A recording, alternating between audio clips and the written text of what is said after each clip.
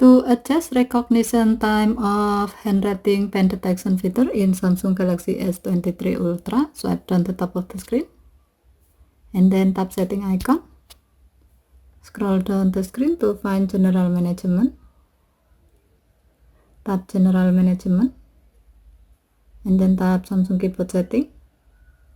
Scroll down the screen, tap handwriting, tap recognition time, and then select the desired recognition time you like to use. As the example, if you have set the recognize time to 1 second, it means that your phone will take 1 second to recognize that the pen is in use and will automatically open the handwriting pad. Okay, thank you for watching. Have a nice day.